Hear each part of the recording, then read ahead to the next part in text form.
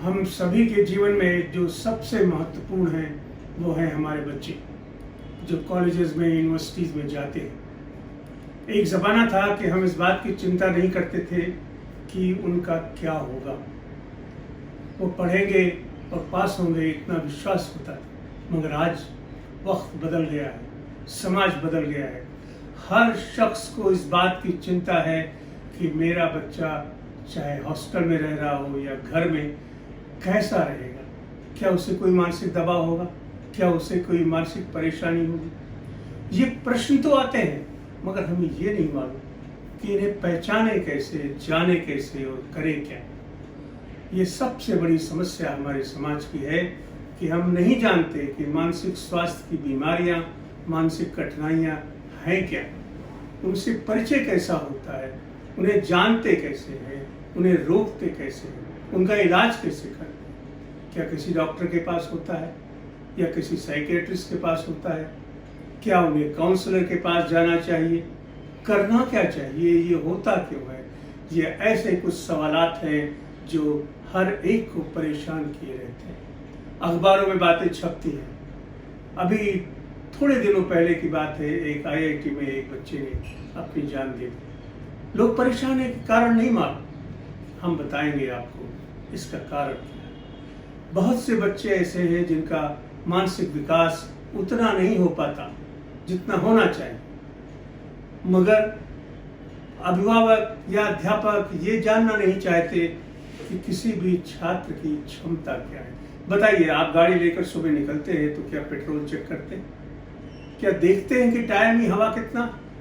बगैर ये देखे तो आप गाड़ी चला नहीं सकते। हम कभी ये सोचते हैं कि हमारे बच्चों की क्षमता क्या है, उन्हें जिस काम के लिए भेजा जा रहा है क्या वे इसके लिए तैयार हैं, या हम सिर्फ यही देखते हैं कि उसे 95% मिला है, वो स्वस्थ है तो सब कुछ ठीक है। ऐसा नहीं है। सारे बच्चे मानसिक और शारीरिक रूप से स्वस्थ नहीं हैं। उनकी अपनी समस्याएं हैं, वे अपनी तरह जीना चाहते हैं, जीने का मकसद ढूंढते रहते हैं और समाज में मिलने जुलने ठहरने का अनुभव करना चाहते हैं। उन्हें ज़रूरत है सहायता की, उन्हें ज़रूरत है कि उन्हें सुना जाए, उन्हें जाना जाए, उन्हें समझा जाए। लोगों की यारी दोस्ती फिर से जिंदा होनी चाहिए।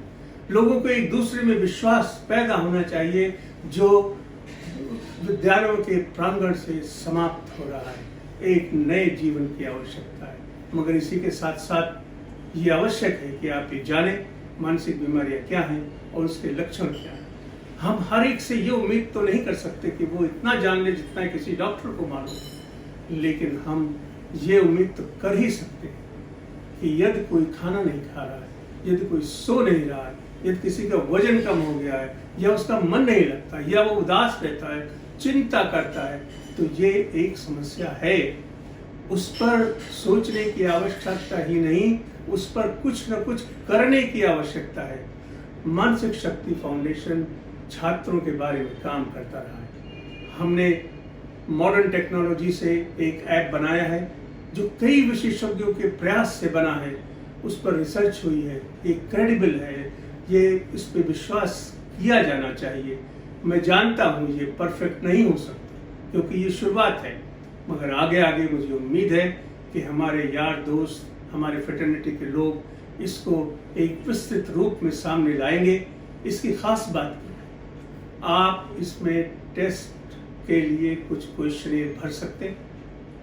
जो भी सूचनाएं आप देंगे वो एक डिफ़ॉल्ट मोड से एनालिसिस उसकी की जाती है। एनालिसिस के बाद ये मालूम पड़ता है क्या आपको मानसिक तनाव है या नहीं है, तो उसका स्रोत क्या है, क्या आपके लिए कोई मानसिक स्वास्थ्य का जोखिम भी है, क्या आप पे किसी मानसिक बीमारी के लक्षण भी हैं, और फिर आपकी मानसिक क्षमता क्या है, आपका लचीलापन क्या है, आपका स्वभाव क्या है, आपकी काम करने की क्षमता और शैली क्या है।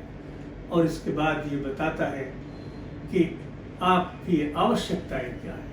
क्या आपको स्वयं मेहनत करके अपने योग से या प्रभाव से या बगैर दवा वाली जो कृतियां हैं उनका पालन करके, व्यायाम करके अपने मानसिक स्वास्थ्य की क्षमता को बढ़ाना चाहिए, या कि वाकई आपको किसी डॉक्टर के पास जाने की ज़रूरत है या किसी काउंसलर से बात करने की ज़रूरत है। यहाँ हम ये भी बताते हैं कि कहाँ मिलेंगे ये काउंसलर, कैसे ढूंढें उनके, कौन क्रेडिबल है, किसके पास जाना चाहिए। हमारे देश में जो भारत सरकार ने लाइन शुरू की टेलीमानस 14416, मुझे गर्व है कि ये छात्रों के काम आने वाली सबसे उपयुक्त टेलीफोन लाइन है। 18-20 लाख से अधिक छात्र इसका फायदा उठा चुके हैं। जब भी आवश्यकता हो किसी को बात करने, डायल कीजिए 14416 टेलीमानस।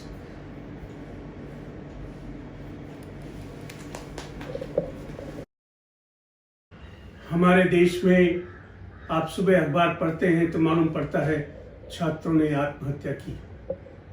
लोग परेशान होते हैं और सोचते हैं कि ऐसा होता क्यों। ये बात जाननी चाहिए और समझनी चाहिए कि सामाजिक दबाव मानसिक दबाव को बढ़ाता है और इसकी एक वजह है कि जब सारे इंटेलिजेंट छात्र एक जगह, एक शहर, एक स्कूल में इकट्ठा होते हैं तो उनमें से बहुत से लोग, उनका जोखिम, उनका मेंटल हेल्थ रिस्क अधिक रहता है।